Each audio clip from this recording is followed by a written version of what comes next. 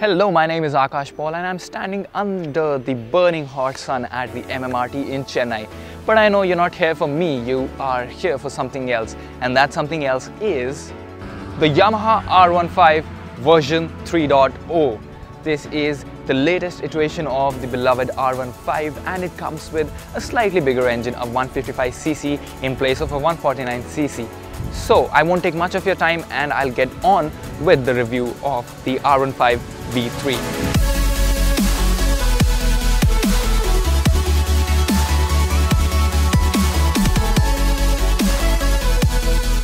It's the peak of afternoon and it's scorching hot outside in Chennai. But do you know what's hotter? It's the Yamaha R15 v3. I mean, just look at this machine. It's chiseled. If you thought that the version 2 looked very stylish and track-worthy, well then you must reconsider your choices because the V3 will take the position of the V2 now. Yamaha enthusiasts will know that the R15 v3 takes on its design inspirations from its elder brother, the R1, the mighty R1.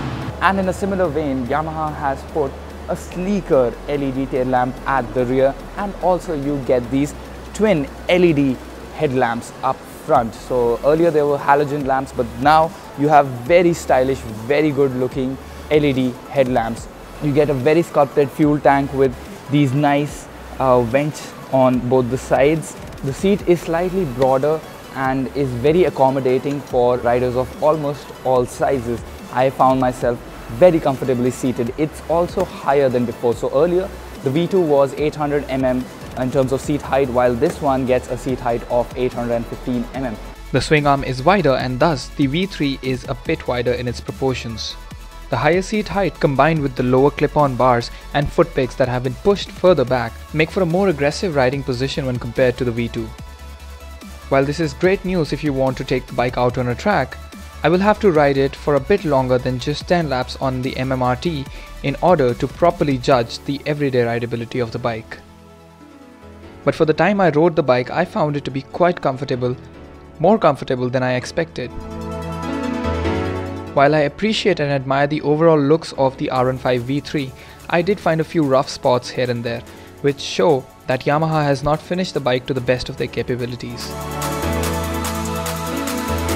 The switchgear again is very easy to operate, clearly labelled and very much within reach. The fit and finish again is quite good. Not the best, but quite good.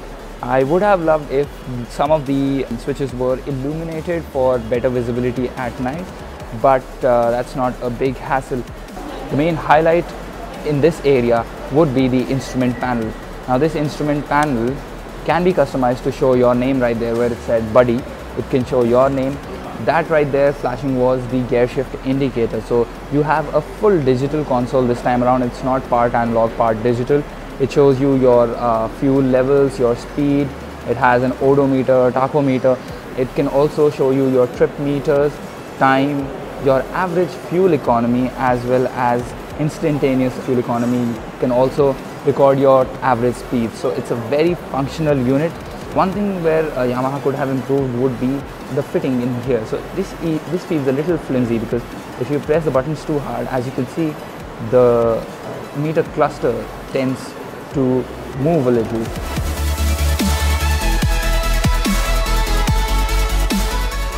Now coming to the heart of the bike, Yamaha has put a slightly bigger 155cc liquid-cooled engine in the R15 v3. This engine, because of its bigger size, will also produce more power, however the same amount of torque. So the torque is about 15 Newton meters, which comes at about 8,500 RPM. But the power is more than before. So earlier it was about 16 PS, now it's almost 19.3 PS, which comes in at 10,000 RPM. A great addition is VVA, short for variable valve actuation. The bike essentially has two cams, a low cam for torquey performance in the low and mid range and a high cam for better top-end performance. The switch between the two happens at 7,400 RPM. You do not feel the switch happen other than by looking at the meter console, which will say that VVA is engaged. With the addition of VVA, the bike feels more alive throughout the RPM band. But if you want true power, then you do have to rev it quite high. Now what I did notice were vibrations which were somewhat evident, and if you're not paying too much attention, they might slip under your radar. But if you are idly riding, then you will notice the vibrations coming in from the foot pegs, a little bit from the handlebars as well, and it is something that Yamaha could have improved. Apart from the small vibration issue, the engine is actually very refined, and the addition of a assisted clutch as well as a slipper clutch really helps you, especially in a situation like where you're going around a racetrack, because you can easily shift up and also shift down without the worry of frying your engine. The gear ratios are pretty sorted, and the 6-speed transmission is easy to navigate through. Upshifts particularly felt really smooth. As for the suspension setup, you get fatter forks up front. So earlier there were 33 mm forks, now it's 41 mm forks. While the international version of the bike gets upside down forks, in India we do not get those because of cost cutting, but these fatter forks do a good job of making the bike stiffer. Also, the rake is sharper and the wheelbase is short by 20 mm, which means that this bike is a beauty to ride around corners. It's very flickable and it's very much under your control. This is a stiffer suspension setup and it's pretty great for the track, but I'm not too sure if it's gonna hold up that well in the cities where you have bumpy roads, speed breakers. So it's not just the forks that have become beefier, same can be said for the tires as well. So the front is a 100/80 R17 and the rear is also a 17-inch but with a width of 140. This very bike that you're looking at contains the Madras tires. Now this is not meant for everyday riding, this is mostly for track purpose, and this tire is not the one that you get with the stock bike. The stock bike comes with a similar spec but an MRF tire.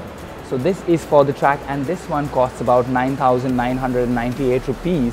So if you want that, you will have to pay some extra money. Another accessory which you can get is the Daytona exhaust, which Yamaha has tuned for the R15 v3. That Daytona exhaust again is for track purpose only, and that costs about 16,000 rupees. Apart from that, you can also get a frame slider, you can get a tank cover and a seat cover. You can also opt for a USB charger, which is mounted right here, so you can easily access it.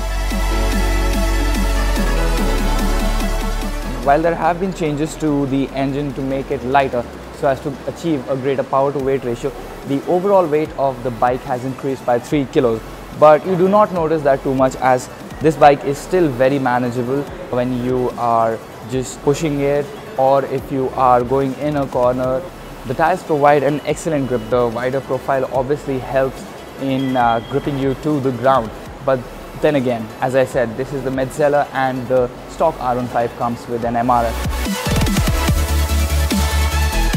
While there is no ABS on the new R15 v3, you do get a larger 240mm disc brake in the front. While the discs aren't the best in business, they do help keep the bike in check, and especially if you know what you're doing. But don't worry, there will be an ABS enabled option sometime in the future. As most of you might know that the bike has already been given a price at the Auto Expo. This bike comes for rupees 1.25 lakhs ex-showroom Delhi. And I feel that's quite a justified price for the package that you're getting. Generally on tracks you see machines that are above say 300, 400 cc's, because the track seems like a place which is meant for the big bikes. But not for a single second did I feel that this 150cc machine did not belong on the MMRT, which is saying something.